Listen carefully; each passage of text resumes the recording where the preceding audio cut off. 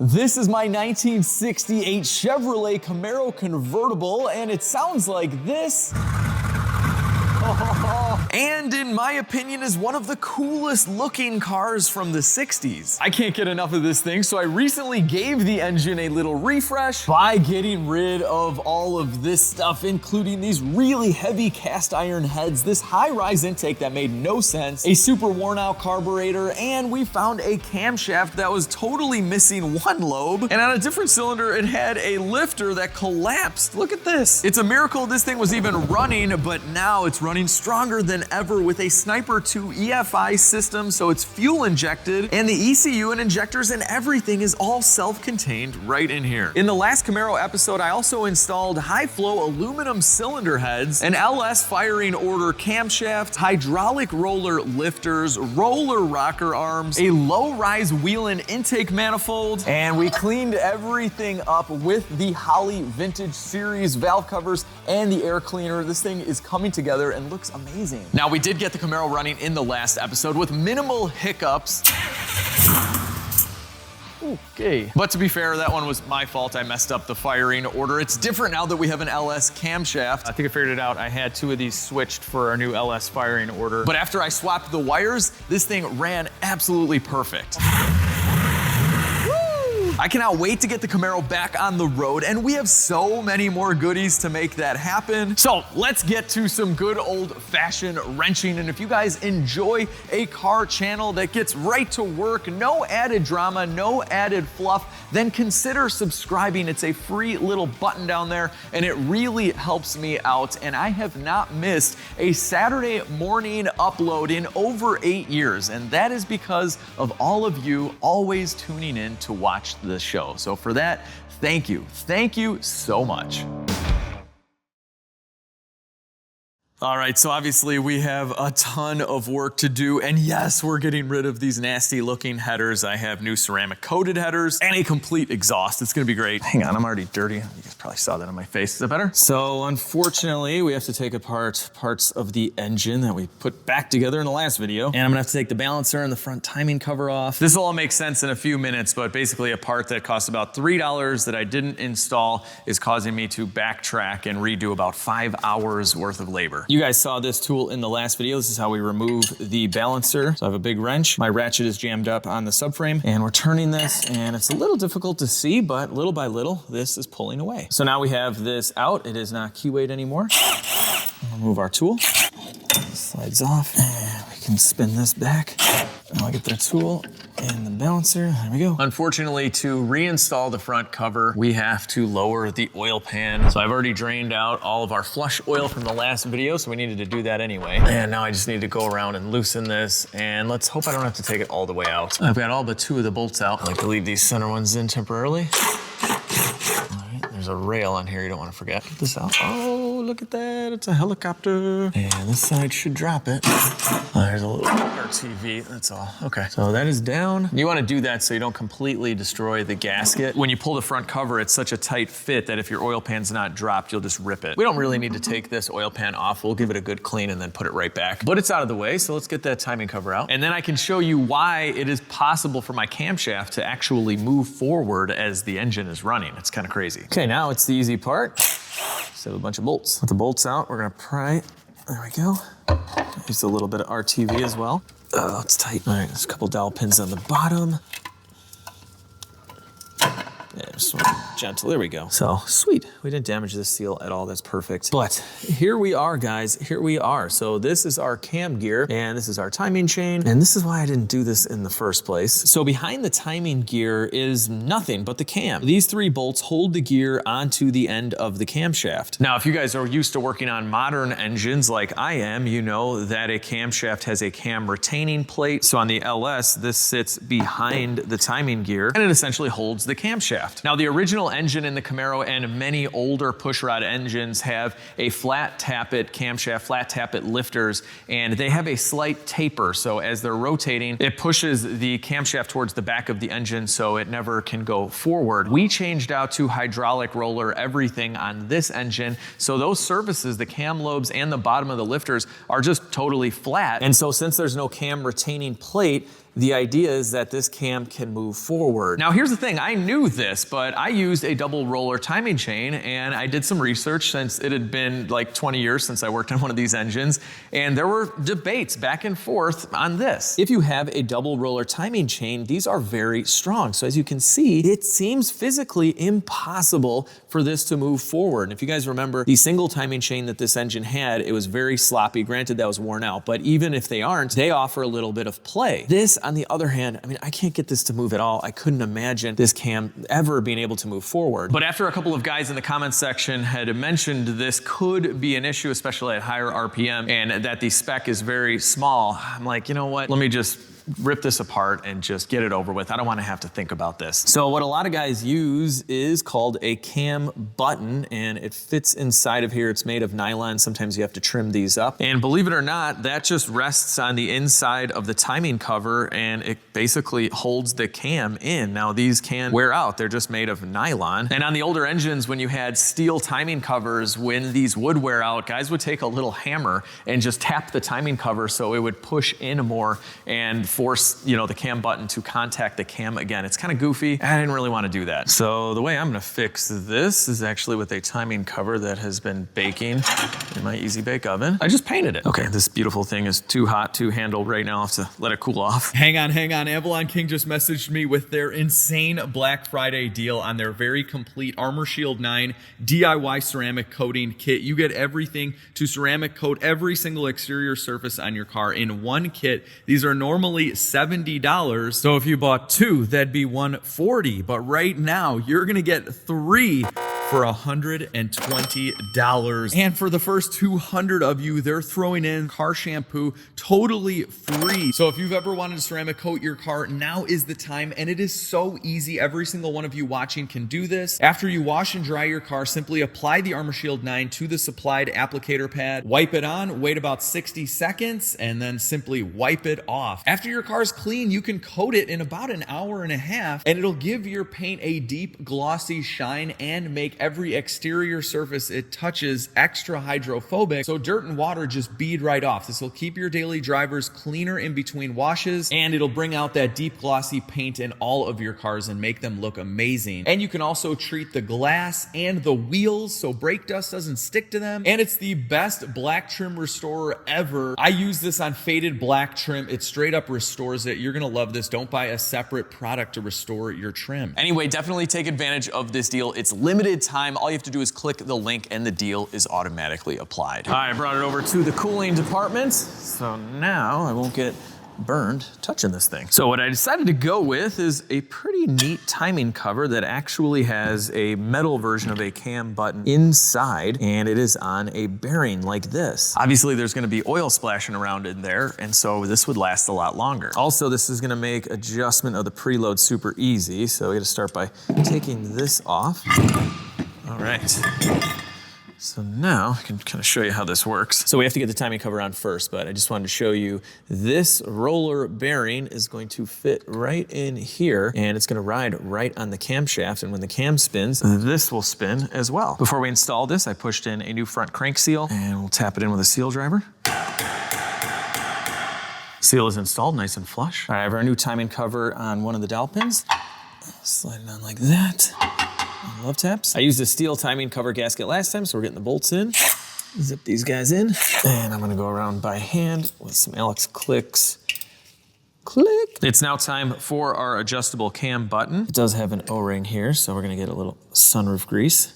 The old MB sunroof grease. So before we install this, I just wanted to show you there's a slot in the front, and you can take a screwdriver and spin it clockwise, and then this will push out, resting up against the cam, and that's how you set your preload. So before this goes on, I'm just gonna put a little bit of engine assembly lube, because this is a bearing, it spins, and it'll be dry on first startup without it. This has a cutout that is for the water pump, so that goes up. This guy slides in. So we'll get our screws in. We're going into aluminum, so nothing too crazy on the torque. With these tight, it's time to set set the camshaft end play. So right now it's backed up all the way. It's not touching the cam. And as we turn it, we're gonna get it to where it stops like that. And then in the instructions, it says to back it off about 1/8 of a turn right there. And that should give us our end play of 1 to 3 thousandths lash. All right, now we can get our oil pan back together like that. Line it up back here too. All right, so snugging these up. All right, oil pan is all done. She's tight. Now we can go back together with our harmonic balancer. It's this key weight, it only goes on one way. Now, if you configure this tool slightly differently, it turns into an installer. I really need a 27 ratcheting wrench, but anyway, this is sucking it in. With the balancer bottomed out, we can go back together with our crank pulley. And then the big crank bolt, actually not that big. The LSs are massive. Now that the cam button is done, it definitely makes me feel good, but what do you guys think? Comment down below. Had I left the cam button out, would there have been an issue? That thing was very solid with the double roller timing chain, and this is why this is a little bit of a debate online. But thank you guys. Thank you guys for bringing this to my attention, and I do, I feel good now that it's done properly. Next up, to start to put this engine back together and getting it running and driving all on its own power. We have a fuel system. We got all sorts of cool stuff to do, but we need a working water pump that doesn't have a really bad bearing like the one that I took off. I popped off the back cover on the old one just to look inside. So unfortunately, when I bought this car, there was no coolant in the system. I think they were running it on water for a long time, and this is what happens. Corrosion builds up on steel parts, and I think it just has a buildup of rust, and now this guy is just bad. The bearing is shot. Look at that. Yeah, so much play in the old water pump, but this is how it should be. No play, and can't hear anything. It's perfect. So let's go ahead and install our new water pump right about there. And now we can tighten up our bolts. I went with some more new gold hardware. Bam, we got a new water pump. Next up, we have this crusty looking bracket to put back on, but this is not going anywhere near my Camaro. It is wire wheel time. Oh yeah, look at that, hang on. This is spot. Beautiful. A couple of easy brackets to install for the alternator. One goes right here, nice. And we have one that goes up here. Let me snug this for now so we can move it. I finished cleaning this bracket so it's not all grimy. We're gonna leave it natural finish. Then our alternator goes in like so. Bolt up here. And it's our big bolt that goes through that shiny little bracket we just cleaned up. Goes in like this. Sweet. Next, I bolted up a bracket to the driver's side head, and that is for our power steering pump. Power steering pump is snugged up, and we can start going back together with our belts made in the USA. These came on the car, and I'm not swapping them. They're in good shape. Power steering pump belt is on. Now we can go back together with the water pump pulley and the rest of the belts. Well, I didn't see this coming, but I just had to take off the power steering pump because the belt was kind of doing one of these. It was pushed out, and that's because where the power steering pump rests against the water pump was sticking out too much. So I had to chop off a 1/4 inch, and they didn't tap the threads for this part of the water pump. So I'm doing that right now too. Gotta love aftermarket stuff. All right, this is looking much better. Before, the belt was like doing one of these because this was sticking out further than it was. So that looks to be perfectly aligned. I like it. I'll tighten this guy up. Give that a final tighten once we have the belts on. Last belt going on. And I'll pull the alternator back up, give it some tension, and lock it down. Cool.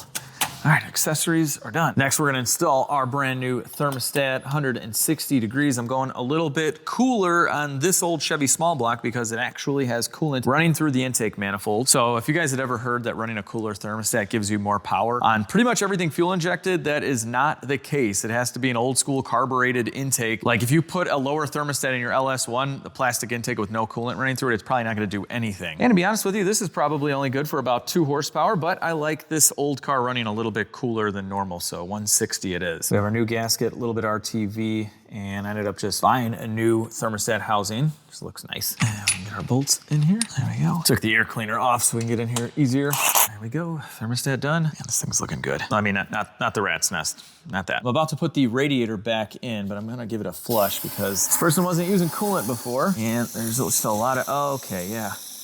It's vomiting, brown stuff. Okay.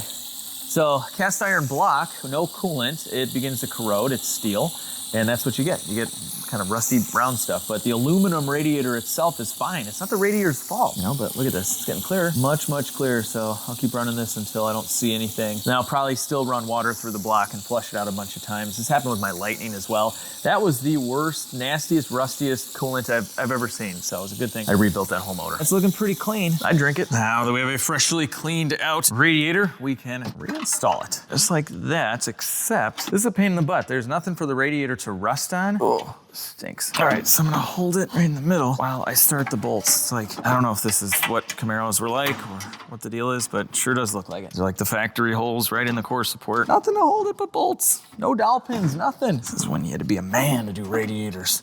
Okay, I got one started. It's actually not that hard. I'm a man. Radiator, fans, accessories, all done. Well, outside of this hose not reaching anymore because we have a different intake. They must have set the thermostat back a little bit. Minor details, I got a hose on order, but right now I wanna move on to the fuel system. So, we have our Sniper EFI, and this throttle body has 4 100-pound-per-hour fuel injectors inside and the ECU. It's all built in, really nice. It's kind of cool to see that. But something else that's really cool is that we just need a feed line going to this. It's a returnless system, and it's returnless because we're using the Holley Sniper fuel pump module. So this has everything built in, including the level sensor. And this right here is a regulator. So it's gonna regulate it to about 58 PSI, which is what we need. And you guys have already seen this pump. I used it to fuel this car in the last video. I can only describe that temporary fuel system as kind of a bomb, but it works. Now the first thing I'm gonna do is switch up these fittings so we can run our feed to either port. It doesn't matter, and then just one gets blocked off. So if we move this to here, we'll just have that much less fuel hose and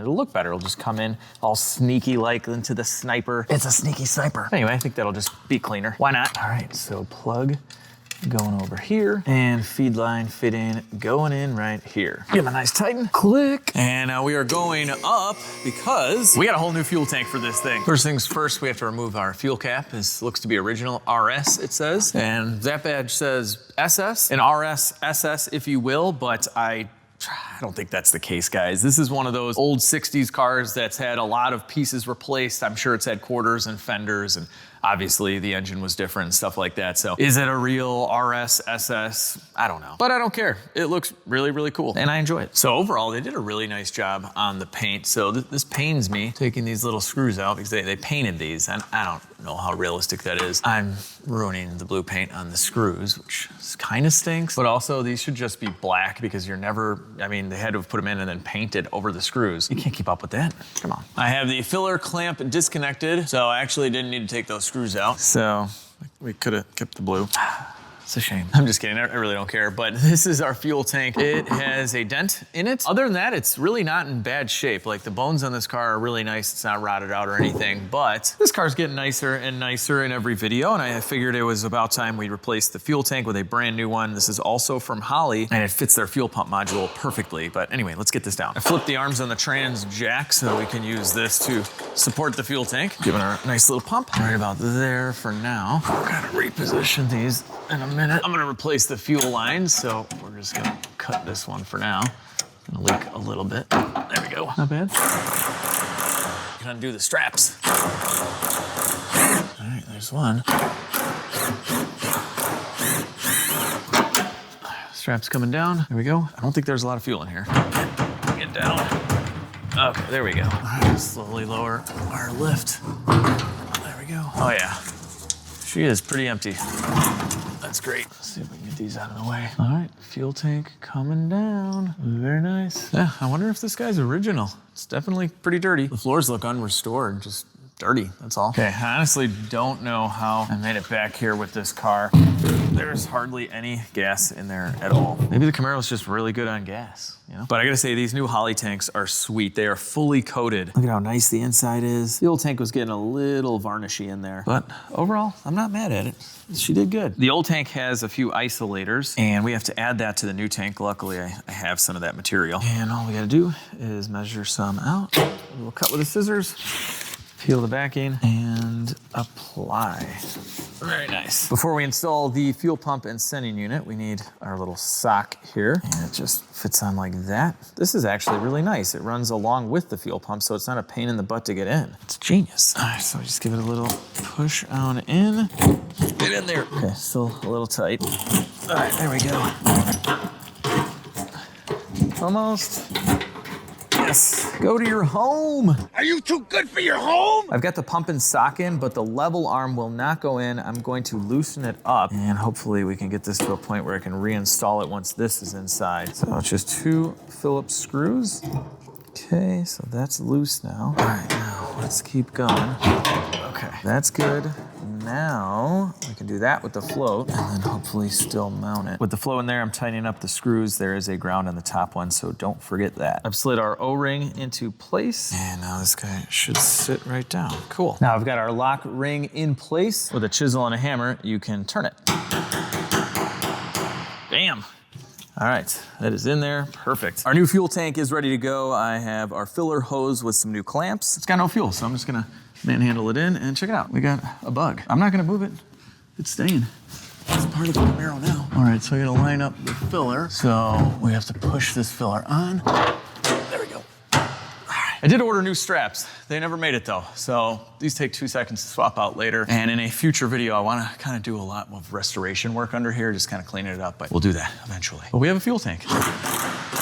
With the tank up, we just need to make a cut into our new hose to connect these two. Right about here, that's good. And now we just tighten up our clamp. We're done under the car as far as the fuel tank, pump, and lines go. I'm gonna keep the factory Camaro fuel lines. They are in excellent condition. They run all alongside the car and they're still in their little placeholders, so I don't wanna disturb that. And this is where the fuel line comes up and this is where it needs to go. So I'm thinking, let's do a fuel filter somewhere in this area. And then we run a really short hose right into there. A very sweet and simple setup. And then, you know, at my every 50,000 mile fuel filter change will be that easy because I'm gonna definitely drive this car a lot. I'm just kidding, that'll take me like 50 years. So you guys probably know about my twin turbo diesel X5 giveaway. If you don't, you just buy anything at the website. Every dollar you spend gets you one entry to win this plus $3,000. This thing is amazing. It has like 400 horsepower, gets 30 miles per gallon. We lifted it, wheels, Meteor tires, and it's getting even more mods. And Max just did something really cool on the website. So every week I switch up which item on the site gets you 2 times the points.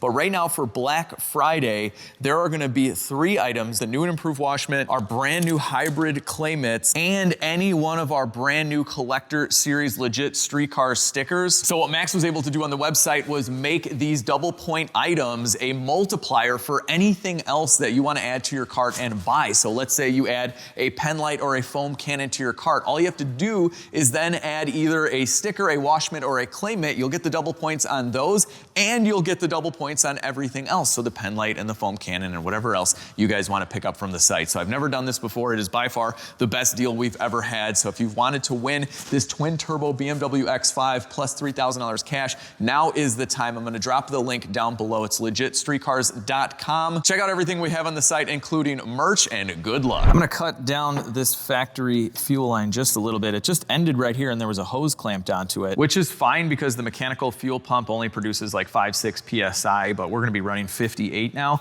So I'll have to barb the end of that. This is just a brake line or fuel line cutter, and every turn you just tighten it a little and it bites in a little bit more. And eventually you get a nice clean cut. So there's the piece we removed. We'll clean this up, but the cut is perfectly straight. With the Holley fuel system, they give you a fuel filter and lots of hose. In case you want to just run hose all the way from back there to the engine, you can do that too. But just mapping this out right now, I think we can put the fuel filter here, utilize this factory stud, and then from there we have our fuel hose going right into there. That could work. I went up to my parts storage right over there. It's kind of unorganized, but I found this that looks to be a hold down for a fuel filter. I have no idea off of what car, so if you guys know, let me know. But this looks really nice and factory. I think we can utilize this stud to mount it right about there. Hopefully this isn't some rare unobtainium part from something, but we got to mount it.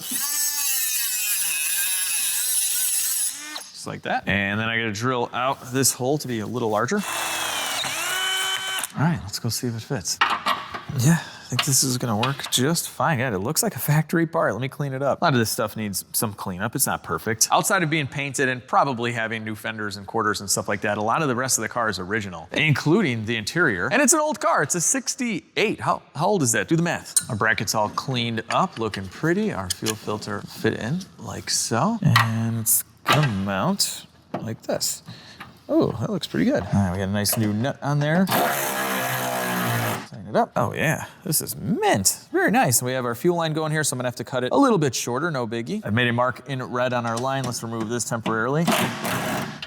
you'll be back filtering soon. Now, some people will just slide the hose right over this line, but I wanna make a flare like this. That way the hose clamp and the hose can push up against this wall and it won't slide off the hose. So if you guys have ever bubble flared a brake hose, we're doing something similar. So we are holding the end of our line with this tool. And a bubble flare kit has many dies, but I'm gonna use this one that'll widen out the end of the line. So the tool just slides on like that, and then we screw this down like so until it stops right about there. And then we have a handle that we're gonna turn like this. And right now we are pushing the end out a little bit, not too much. Here's what we ended up with, a little mushroom end there. So now we have our hose and our hose clamp. Our little wall is right in front of the clamp. So this is not going anywhere. It is super strong. Now remember, there's an arrow on fuel filters. It's behind this, but it needs to face a certain way. So there's a proper flow of the fuel. Anyway, let's mount this back here. Now we'll slide our hose on like so. These two hoses are tight. We have our factory hold down, looking good. Now we just have to run our hose from here to here. All right, we're gonna twist this line down, tighten up our clamp. All right, beautiful. All right, here she is, people.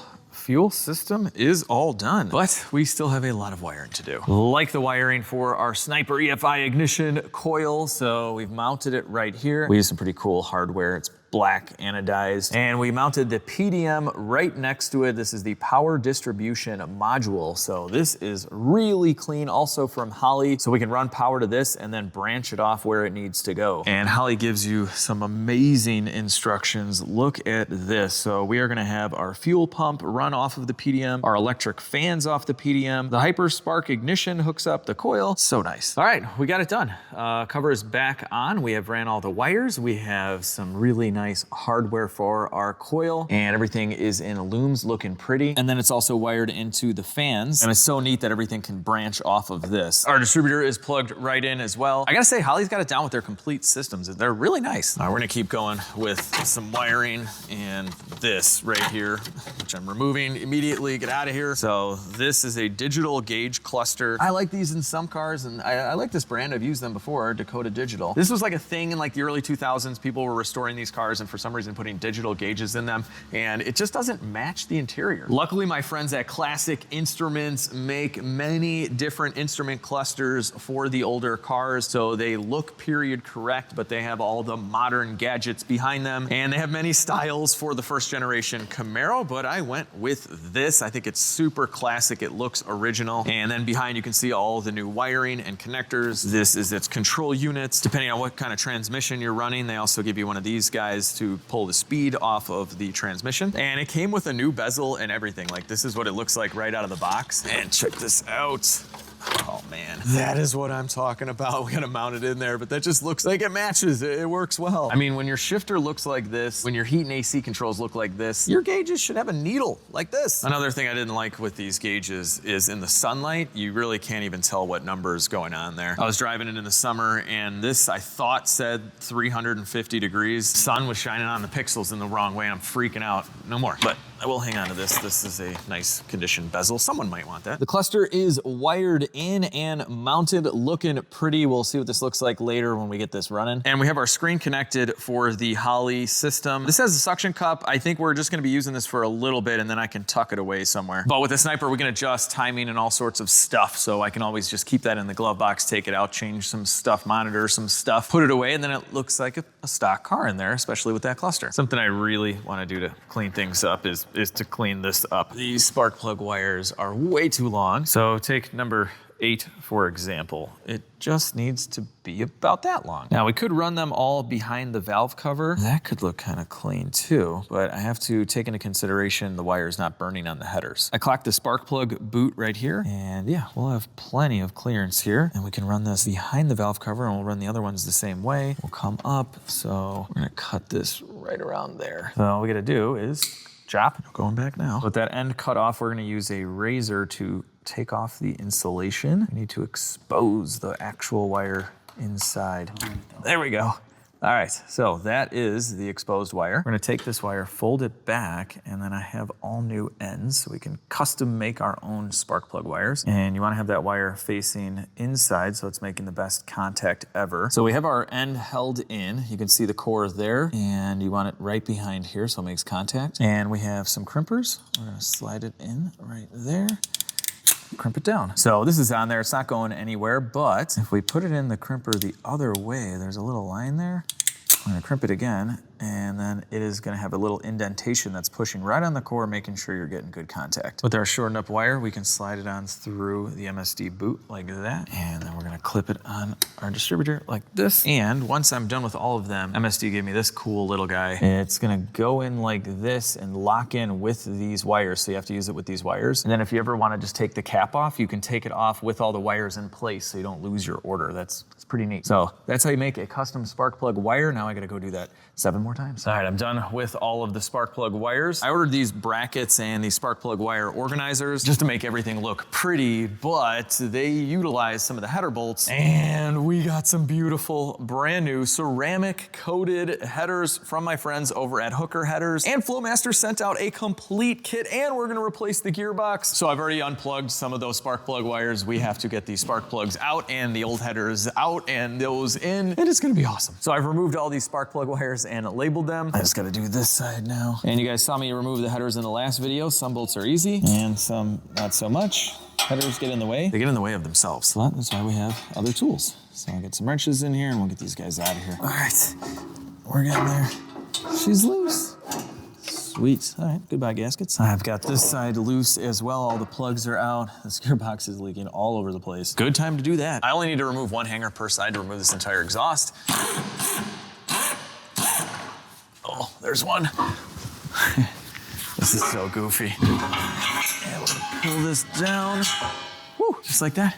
We got this side out. The other side's just as easy. Oh, there's so much room with the exhaust out. We got the driver's side out as well. And look at this gearbox. It is very leaky. It keeps on dripping fluid all over the ground. And now without the header, it's very easy to replace. First up, we're gonna remove this pitman arm. It's a 33mm nut. There she goes. This 33 slid over the crankshaft perfectly over the keyway. I'd never used it actually on steering and suspension, so this is kind of cool. Good job, 33. I knew you were for something. Now we're gonna use a special tool to get this arm off, but I'm gonna help us out a little with some heat. There is a seal in the gearbox. I'd be a lot more careful if we weren't replacing this, but I'll send this in as a core and they're gonna replace all the seals anyway. So we're just heating up the outside of this arm. And we're gonna use this, a pitman arm puller, so it slides on like that. And we're tightening this up right there, nice and snug. With this heated up, we're gonna tighten this.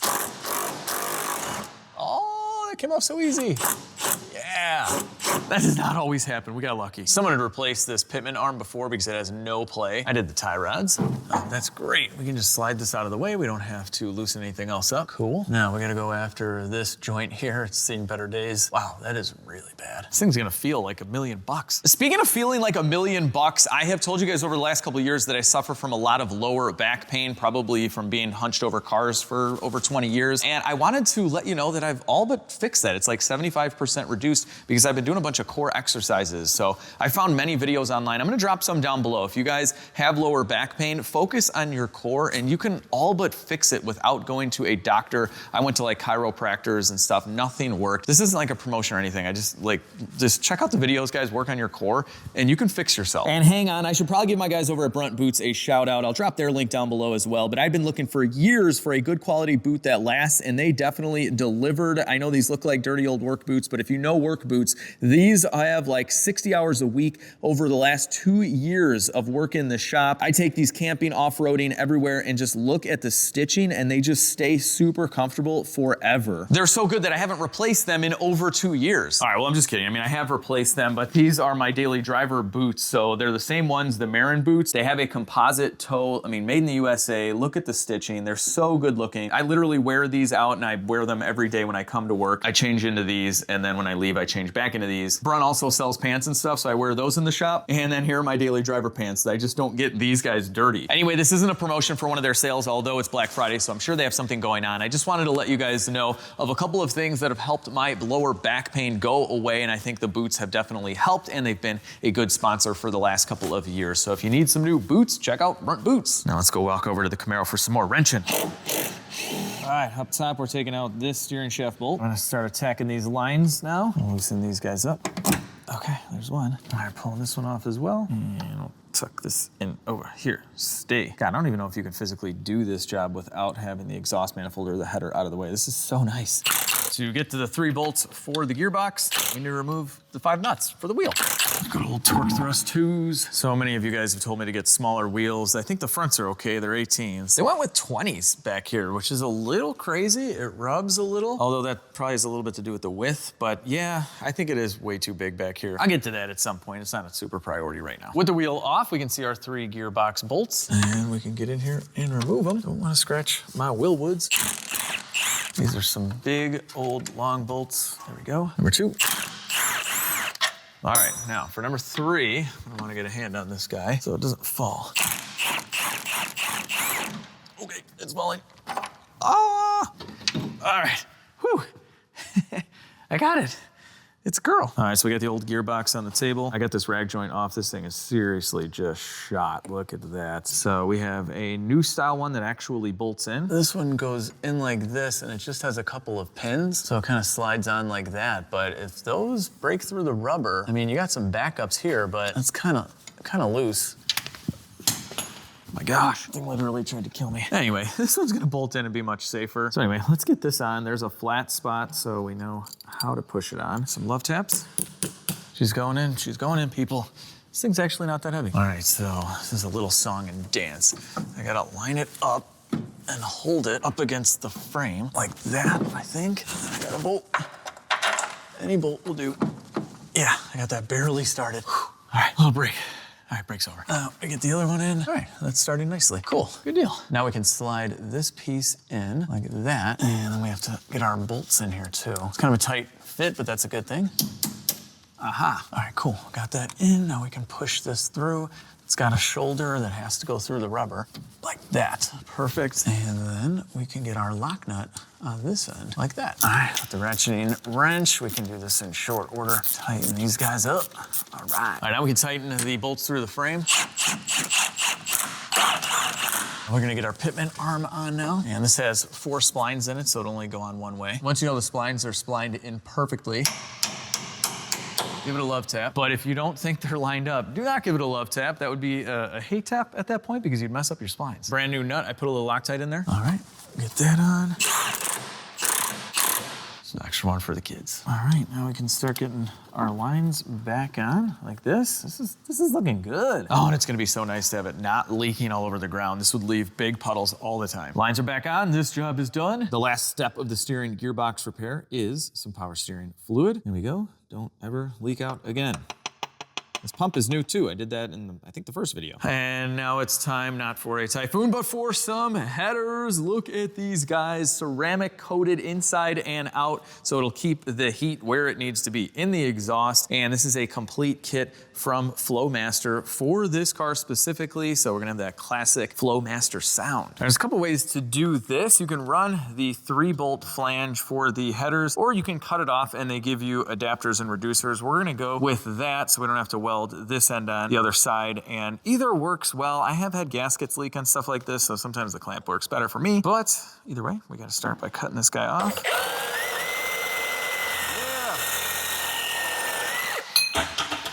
Jeez, God, I'm not gonna lie, I didn't think that was gonna go this well, but brand new blade, sweet. So with that cut off, they give you these, fits right over, sweet. Passenger side header going in. Oh, this is gonna look so good. All right, we got a decent amount of room.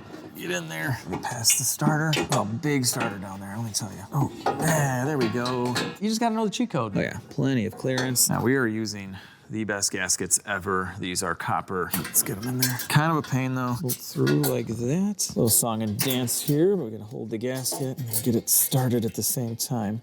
We got new bolts with lock washers. Oh, yes, that's one. And got this one on this side. Okay, so now we gotta hold this. It's kind of a balancing act to get these to start. All right, I'm taking the lock washers off. Okay, now, see, now it goes in. The new header bolts I got are not very long. I mean, they're the perfect size without these, but look at how, like, wide these lock washers are, and that's enough to where I can't get them to thread in. They didn't have any lock washers before. I think it's gonna be fine. All right, with that side done, we got the other side to do.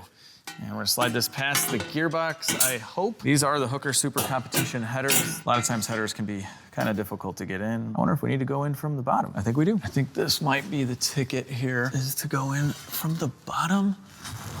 Man, I hope. Watch, you're supposed to have the gearbox out to do this. That would really stink. We got the other headers in and out, no problem. I just put the oil filter back in. I wonder if I shouldn't have done that. Let me take this oil filter out. All right, there's the oil filter. I'm gonna drop the pitman arm again and hope we can get more room for this. Luckily, I still remember how to do this. Some deja vu here, people. All right, let's hope that is enough. All right, here we go. This really stinks, guys. This gearbox is totally in the way. The other headers, they're just different. They're just different design, you know? This is horrible. I just got done jacking up the engine and I jammed a piece of wood where the engine mount is, so it's currently sitting up higher. Hopefully that gives us the angle we need. Fingers crossed, because I don't want to take the gearbox out. Here we go. Come on, header. Oh, like a glove. Look at that. All right, that's cool. So what I think I'm gonna do is actually lower it, kind of get a couple bolts in there, and then we can jack it back up and remove our wood. Cool. All right, let's lift this up now into position, about right there. Gasket in, bolt. Okay. All right, let's see if I can get one of these guys started. We got this started. It's kind of cool to see a piece of wood in there, but let's get that out of there. We're coming down. Okay. Whew. Getting some more clearance from here. I'm like, this is awfully close, but let's use the motor was up. Okay, let's get the steering shaft back on. Yay, now we have to use a wrench for this. It's worth it with these sweet headers though. So I'll get this nut tightened up. Oil filter should also go in, let's see. Yeah, that works too. All right, we can still, you know, change the oil on this car. Yeah, stuff with long tube headers gets awfully close and this isn't fully bolted in yet. This is why it's important for these to be ceramic coated. We're gonna keep that heat in and not getting all over the place. I don't have a 33 wrench, I just realized. That's okay. I just made a custom one with this, the old crescent wrench. Never let you down. We're all done down here for a moment. We gotta tighten up the headers and then put this puzzle together. And oh, this thing is gonna sound so good with this LS firing order. Back up top, I just wanna show you guys the real struggle sometimes of doing headers. There's no room. I really wish on a lot of headers they would dimple in the primary a little bit so you can get to the bolt, so I cannot fit a socket on this at all. There's no room for a wrench, so I'm kinda using the wrench in a weird way, like that, and I'm turning it. Yay! Now that it's sucked in a little, can we get a socket on there? No, there's no room. There's no room. This one's the same way. You can't get a socket in here. At least I can tighten with a wrench easier. And then some of them are easy like this. Why can't they all be like that? Anyway, this is the trials and tribulations of doing headers sometimes, is you gotta get very creative. Your arm's gonna hurt, and yeah, I recommend you just put on some tunes and try to blank out for a little bit until it's just done, and then you just wake up and you're like, oh my God, the headers are there. How did that happen? That's when it helps to have like multiple personalities. You know, you got like the crazy mechanic guy that's just like ripping away, and then you wake up and it's done. It'd be cool. Not that I know of anyone like that. Is that me? Ah, you stupid bolt, get in there! All right, guys, and just like that, the headers are done. The time just flew by. Look at that, easy. These bolts, like no problem at all. All right, in all seriousness, the header bolts took me about an hour of tightening, so not that bad. Now let's see how bad reinstalling the spark plugs is gonna be with these headers in place. Okay, still have not gotten that threaded. Okay, all right, this one's threading. Probably gonna end up using an open end wrench to tighten these up. Yeah, there we go. Wrench works a miracle here. This is fun. I have to use the open end of a wrench to tighten up this spark plug because guess what? You can't get a socket in there. Same with this one. Anyway, they're all tight, you just gotta get creative. I'm all done with the spark plug wire routing. I found a factory stud to use one of these brackets. These are the spark plug organizers. I really like these. So that's looking pretty good. This side was a pain in the butt, and a lot of these wires get super close to the headers. I mean, some of them are like, literally the boot is riding almost right on the header. So I protected those with some titanium sleeves, and we have these nice and organized as well. We are back in the air and ready to continue on this exhaust. So this is our first step. This one as well. So this turns it from a 3-inch to a 2.5. And we'll slide our 3-inch clamps over like that. And snug these clamps up. This side too.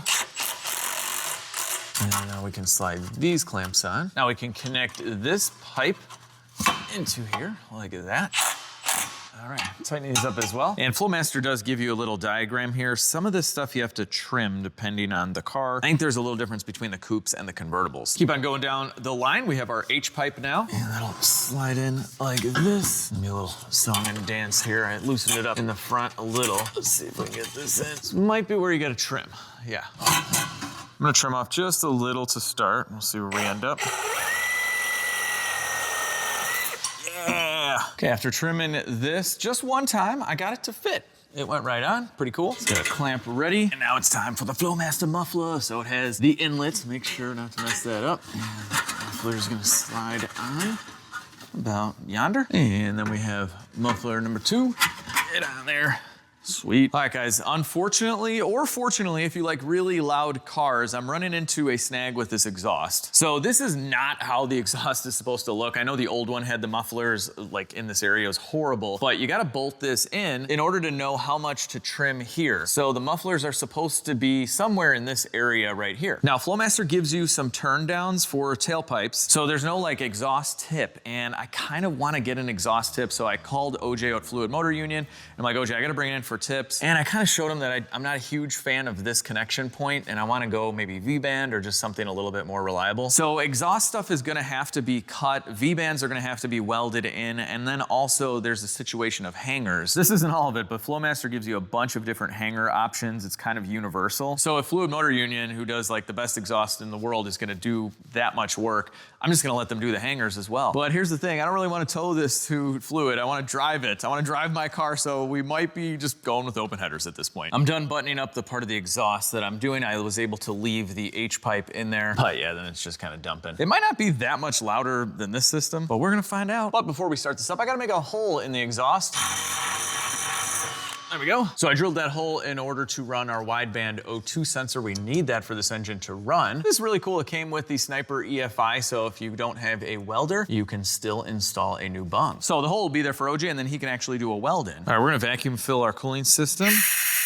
There it goes, sucking it down. All right, you know you're good when the coolant hoses have collapsed. Doing this is also a really good leak check, so I have switched this off. We got a little bit over 25 inches of vacuum, and it's holding. It's been like 10 minutes. So before you fill your system and you have some leak somewhere and you lose all your coolant and make a big mess, just vacuum bleed it. You need compressed air though. I'd say that's the only downside. You gotta have that. All right, so now we're gonna stick our hose inside of our coolant. This is already pre-mixed 50-50. One more shot of vacuum. And it'll suck it in, bam. Now this goes very, very quick, so pay attention. You don't want to suck in air bubbles. Got my flashlight in here, and it sucks it down. It's crazy. But right now it's filling up the block, every little crevice. We won't have to bleed anything after. It's awesome. Once your vacuum goes to 0, you can give it a little bit of a top up. It shouldn't need all that much. That's it, it's starting to come out. Cool, we're done with the cooling system. Now that we have coolant, we definitely need to get some engine oil back in here since we drained our flush oil earlier, and that was just some cheap oil. Now I'm using the good stuff. AMSOIL 5W30. This is their high mileage variant. So this is fully synthetic engine oil. Only the best for my Camaro. All right, it's time for our beautiful air cleaner. And you know what? We gotta cut this stud down. That's way too long. I got a Chevy wing nut that's gonna go on top. Let's do this all precise-like. So we need to leave about a ½ inch of thread. So with our Sharpie, we can mark this, and that's what we need to cut. And this thing threads right out of here, so we don't have to, you know, cut and get stuff inside of our engine. We don't want that. Little sliceroo. Shortened up stud is on. And we'll spin on our Chevy, sweet. All right, I gotta make sure that lines up. Oh yes, people, haha. Let's start it up, let's start it up. It's gonna be loud. All right, let's key on. And it goes through like a self-check, and the Sniper's on. We're very low on fuel, but cool, bolt's working. That looks so good. All right, let's do this first start. It's gonna be loud. Oh my God, that's loud. Oh, look at the gauges are sweet. Woo!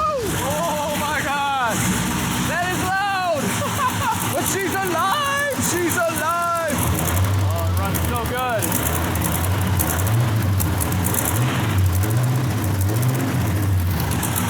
Oh man, this is awesome. Are you kidding me?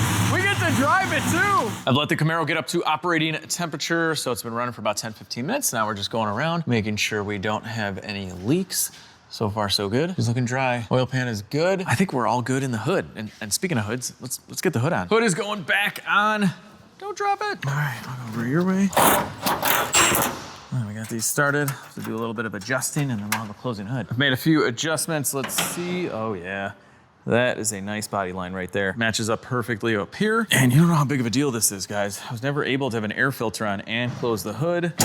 And now I do. This is great. I gotta clean up some fingerprints though. She's gotta look good because we're going for a cruise. All done wiping her down. The paint on this car is insane. I love it. They did such a good job. I've cleared a path in the shop. Here we go. Let's get our seatbelt on, nicely adjusted. It's got a 5-star safety rating. We're driving! Woo!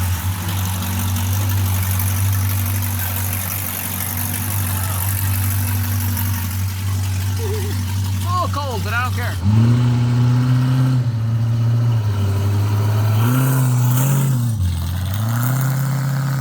Well, I broke my rule. I filled up the gas tank and now it died. I'm just dead in the middle of the road. It just shut off. I never fill up the gas tank before a project is done because I think it curses the car, and it kind of did. I just let this thing cool off for a few minutes. I tried cranking it before it didn't work. Dude, what is going on? No, it just died. Could not connect to ECU, ensure it is plugged in.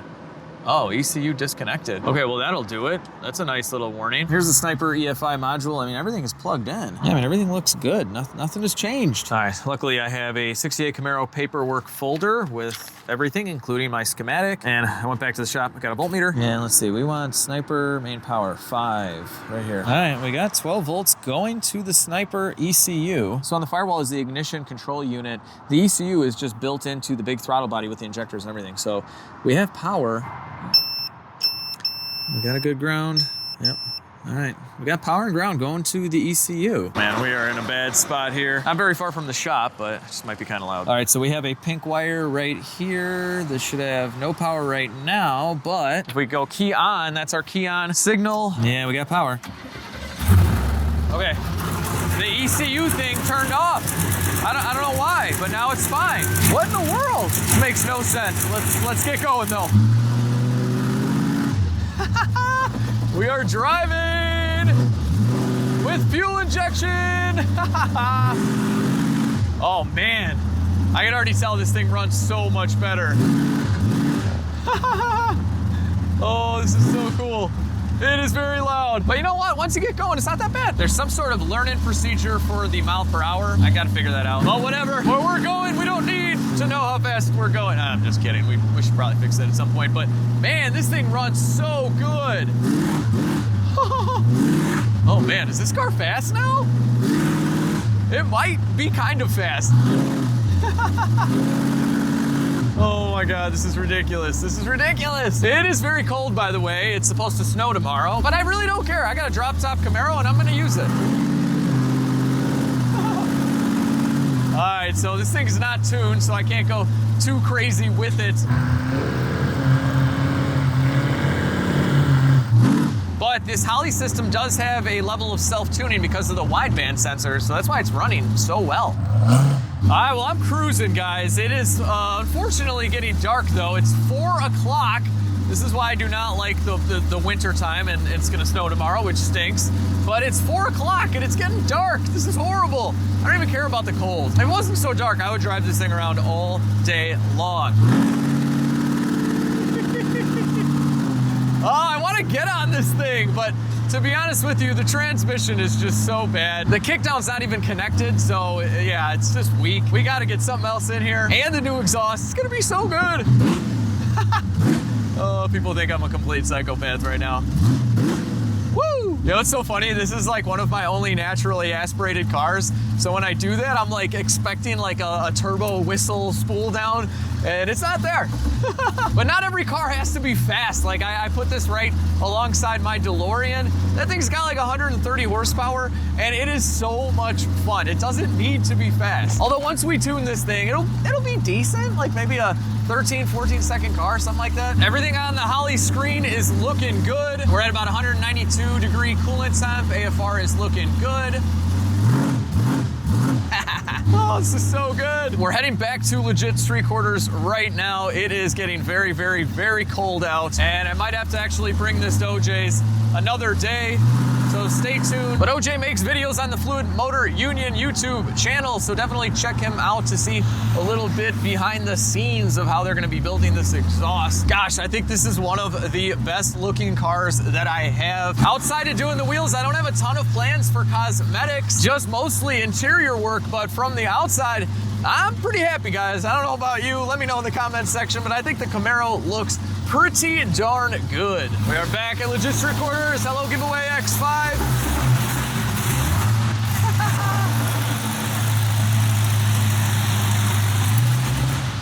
I'm poking around to figure out why this thing died out on us on the street, and I'm checking the key on power again. Check it out, we don't have any key on power, and I know why. I totally forgot to replace this really old spade connector. I had connected this up underneath the dash. It goes right there. I know this looks ancient, but it still works. And these two wires get put together, and this is the key on for the Holley system. So I think what happened is when I was driving, I must have hit these wires a little bit and they came loose. And I just pulled this off. It was still connected, but it was just barely holding on. It probably just made a good contact right then and there because I kept getting in and out of the car and I probably hit it with my feet. Anyway, it let us drive the car. So the Camaro was good to us. Now I gotta be good to fix that real quick. I just crimped these wires in with a much better and newer connector. And now we can plug it in like that. All right, now it'll definitely fire up. Bam, all right. Perfect. That was all. We got lucky. Thank you, Camaro. Thank you for making that temporary connection for us. And thank all of you guys for watching this video. I hope you guys really enjoyed this one. And if you did, give it a big thumbs up. Share the video with your friends and family. Subscribe to the channel. If you haven't already, it's a free little button down there and it really helps me out. But most importantly, above everything, I hope you guys have a fantastic day and I'll see each and every one of you in the next video.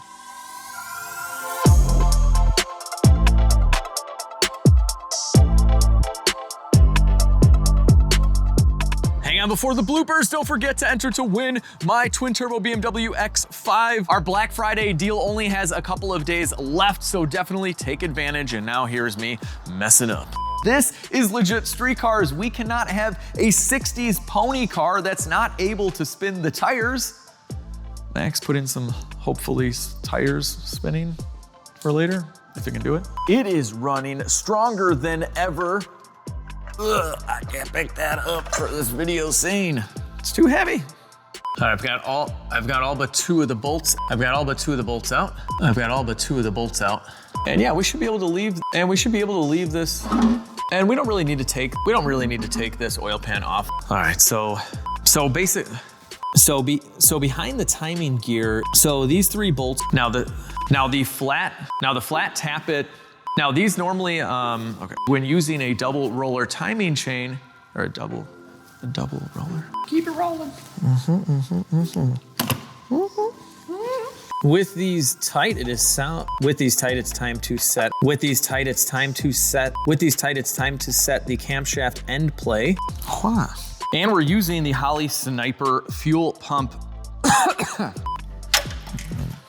Drop the razor blade. And you guys saw me remove the headers in the last video. And you guys saw me remove these headers in the last video, some bolts. And you guys saw me remove the headers in the last video.